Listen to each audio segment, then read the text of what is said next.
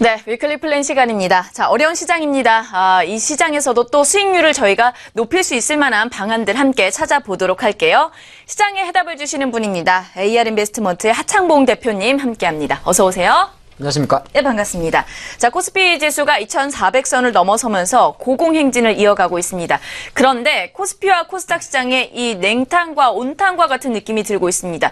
사상 최초의 큰 격차가 벌어지고 있다라고 하는데요. 시장 상황 먼저 정리를 해볼까요?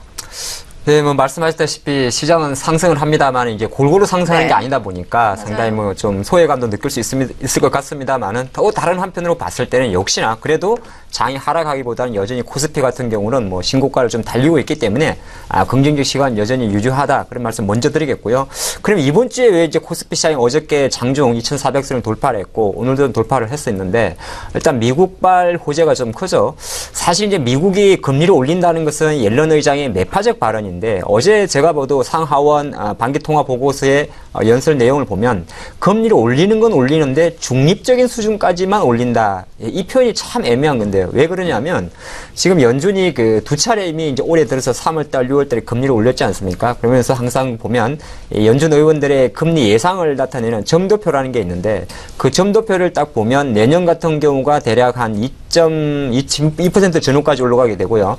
또 2019년 같은 경우는 3%까지 올라가는데 우리가 점도표만 놓고 봤을 때 미국 금리가 시한 없이 계속 올라갈 것 같은데 예를 들어서 이번 주 나왔던 옐런의 발언을 보면 무한 올린다는 그런 개념이 아니라 어느 정도 수준까지만 올린다는 거죠. 그 말 자체를 시장은 상당히 비둘기파적인 발언으로 좀 해석을 하다 보니까 오히려 상당히 좀 호재를 작용했다 그런 말씀 드리겠고 그리고 이제 우리가 눈으로 보이는 부분 아직 미국의 트럼프 케어가 의회 법안을 통과한 것도 아니고 트럼프 불확실성이 여전히 많습니다만은 그런 불확실성의 다우지수가 오히려 또 신고가를 뚫어버린 점. 또 주요 기술주도 사실 지난주까지는 힘들었습니다만 이번 주에 나스닥 지수가 3주 만에 다시 상승으로 돌아섰다는 점, 이런 점 자체가 대외 이슈로 봤을 때는 상당히 긍정적이고 국제 유가도 사실 지난주였죠. 45달러까지 떨어졌습니다만은 여전히 해소된 건 없습니다. 여전히 이제 미국발 공급 우위도 있고 또 이달 말에 또 오펙 회의도 또 예상이 되는데 일단 시장에서 계속적으로 약간 오펙 쪽에서는 오펙에서 지금 제외된 국가가 두 개가 있습니다. 그게 이제 리비아하고 나이지리아인데 이 리비아나 나이지리아 같은 경우도 약간 감산에 좀 동조시키려는 의지 그런 게 조금 있다 보니까 유가는 어느새 배럴당 46달러까지 올라오니까 계속 상당히 좀 안정이 됐다 그런 말씀 드리겠고요. 우리 장은 역시나 외국인이 끌고 있죠. 오늘은 외국인이 조금 매도를 보입니다만은 7월 2주차가 진행되는 이 한 달 동안에도 벌써 7월에 들어서 외국인이 1조 정도를 코스피에서 순매수를 했고요. 올해 누적 기준으로 대략 10조 원을 넘고 있습니다. 그래서 이미 여러분들 많이 아시겠지만은 지금 코스피 전체 시가총액이 1,530조를 이끄는데 지금 외국인의 주식평가 총액이 사상 처음으로 600조까지 올라갔죠.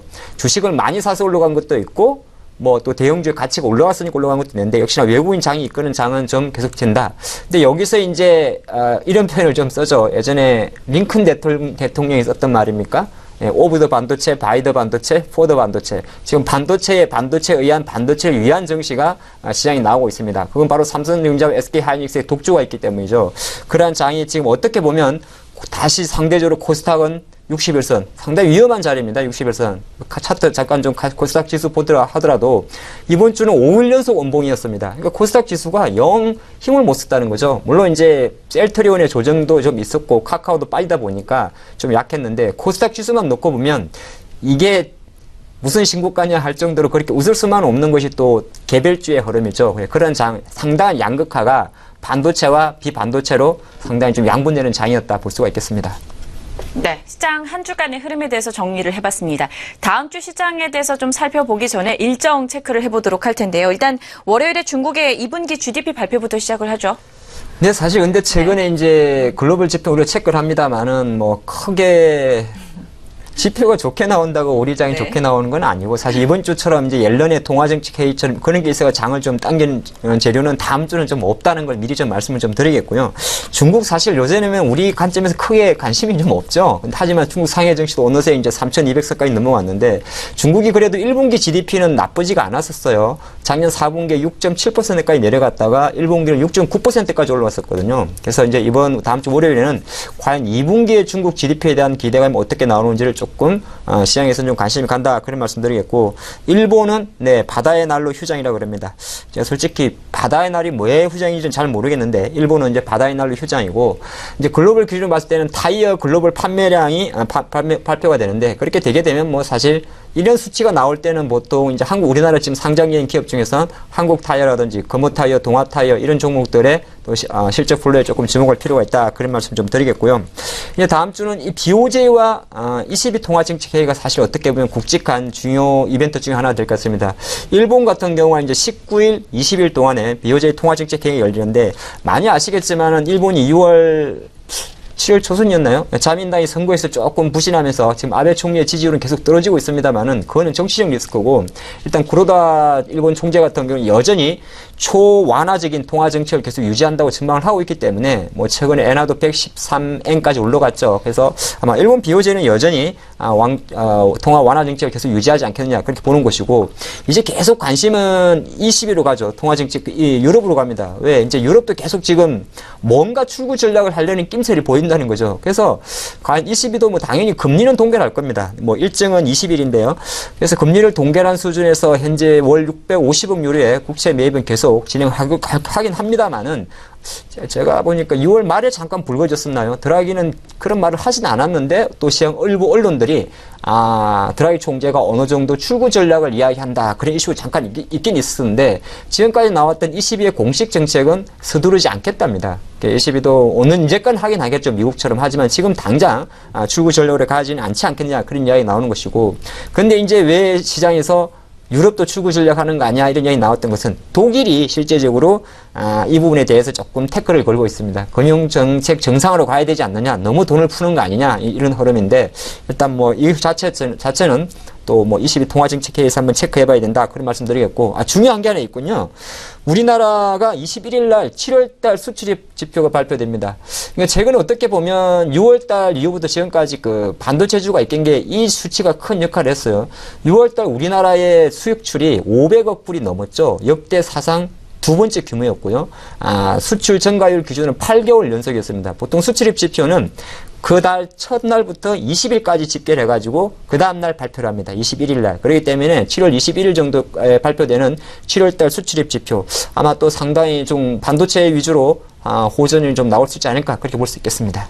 네, 다음 주 시장에 대해서 우리가 업종을 좀 살펴보도록 할게요. 저희가 좀 방송 시작하기 전에 잠시 얘기를 했다시피 코스피 시장에서도 대형주 위주로 좀 많이 가고 있다 보니까 개인 투자자들 입장에서는 어느 곳에 좀 바라봐야 되나 고민이 많을 것 같아요. 코스닥도 지금 내리고 있고요. 어디를 살펴볼까요? 대형주라고 해도 솔직히 두 친구만 갑니다. 그쵸? 시가총액 1등, 2등.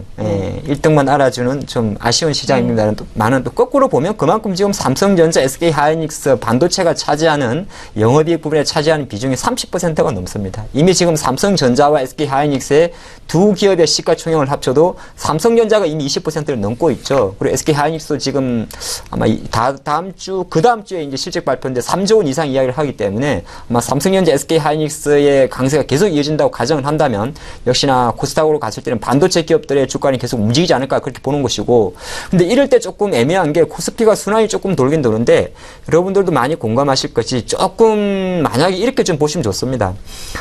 최근에 보면은 역시나 이제 조금 뭔가 좀 IT를 사자니 조금 사실 솔직히 사도 되는 손해를 안 나가시는 분들은 좀 안정적인 면이라면 저는 계속 금융주 이야기를 좀 드립니다. 금융주라 그러면 이제 보험주도 있고 은행주도 있고 정권주도 있는데, 가장 안정적인 면에서 실적이 증가하는 섹터는 금융주, 은행주거든요. 그래서 뭐 KB금융지주라든 이런 기업들 같은 경우도 주가 탄력성이 크지는 않습니다. KB금융지주가 지금 57,000원대 정도 제가 하는 걸로 알고 있는데, 금융주라든 이런 종목은 계속 주목할 필요가 있고요. 또 화학주도 마찬가지입니다. 물론 오늘 움직인다고 제가 갑자기 오늘 움직였으니까 또 화학주 보세요 이 말이 아니라, 왜 화학주를 계속 실적 시즌에 말을 하냐면, 국제 유가가 물론 오르고 내리면 있긴 있습니다만, 원래 화학주가 1분기가 사상 최대였어요.